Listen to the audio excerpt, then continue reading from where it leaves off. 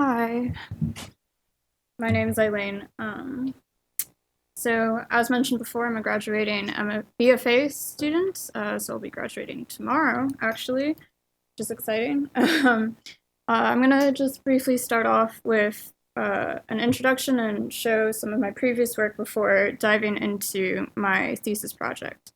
Um, I'm a BFA Communication Design, as mentioned. I originally started Parsons in product design and switched into communication design for its ability to adapt and uh, cross industry platforms. The majority of my work can be summarized as a documentation of as a free association process of understanding things that carry emotional significance in my personal life and thoughts.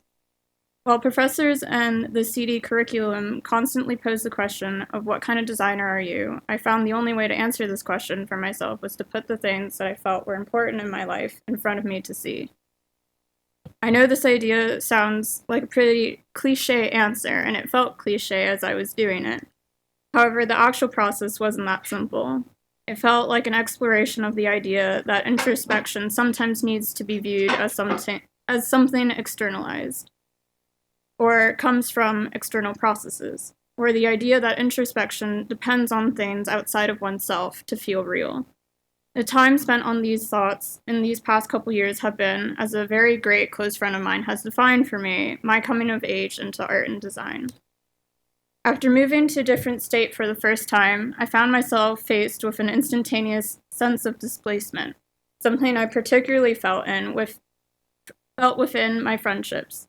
This feeling of displacement came from the urgency of preservation. This inherently lent itself to growing dependency on one another, on us surviving despite the physical distance.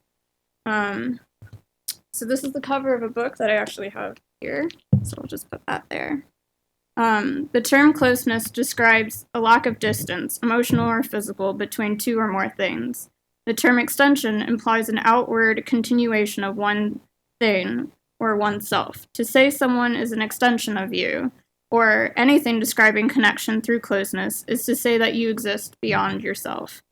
It is to say that aspects of you live within a person or thing that defies any spatial or physical mode of measurement.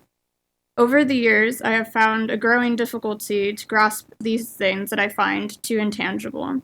How does one make sense of an already gray relationship or of unique bonds with people when things like space no longer have a clear definition?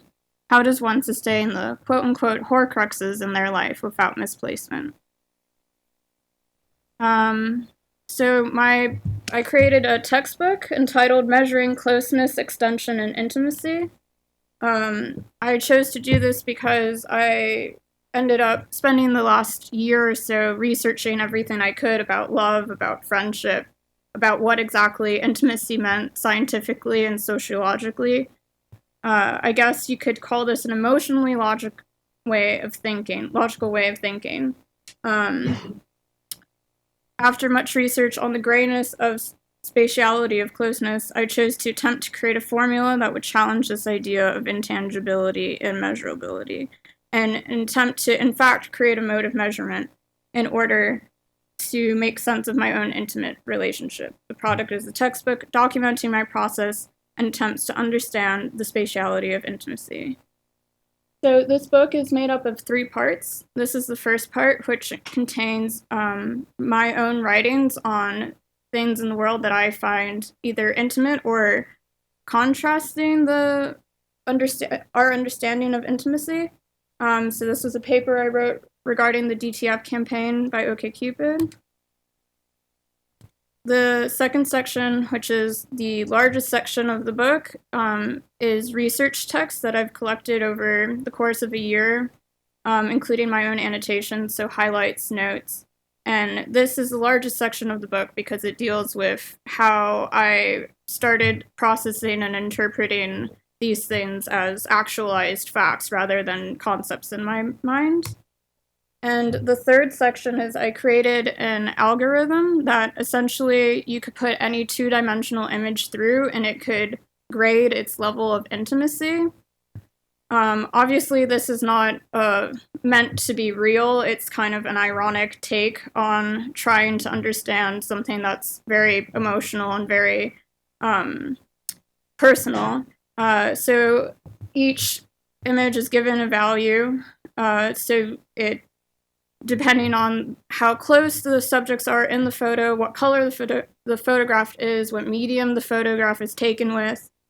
And then I put it through this simple code that is just like on a console so that I don't have to do the math manually. And you can see here that on the left-handed page, the number is the score that the image received after going through my algorithm. And then here's a series. So I used a variety of different types of imagery, including images that I thought were intimate and also images that I thought were not intimate, including objects, landscapes, everything. So I wanted to give the algorithm enough variety so that I could see what differences the scores would have. And it's pretty fun. Sometimes it works really accurately and sometimes it doesn't. There are images that receive negative numbers. I believe that this project isn't yet complete. My intention is to include a DVD in the back of the book of me performing a stand-up routine in an empty room. Although this seems like an unrelated tangent, I believe that including a stand-up skit remedies the lost irony of the textbook.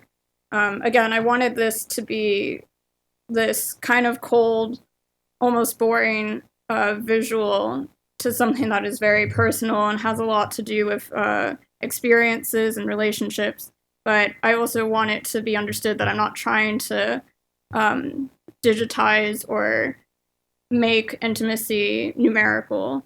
It's just kind of like my own thought process. And I find that design sometimes only allows for one way of reading, which is what I want to try to prevent, this one kind of interpretation. The thought of my words being taken as final or accuratively illustrative has often driven me away from wanting to put anything into a physical form. Rather than having people get too caught up on the layout of spreads and the treatment of type, I wanted to include something that would resist any traditional design outlook, which is why I thought of doing a video or like a stand-up, something that was more performative and improv. For me, this degree of authenticity is achieved not through the reading of the visuals of the work, but through replicating the process in which the context was understood and realized. Thank you.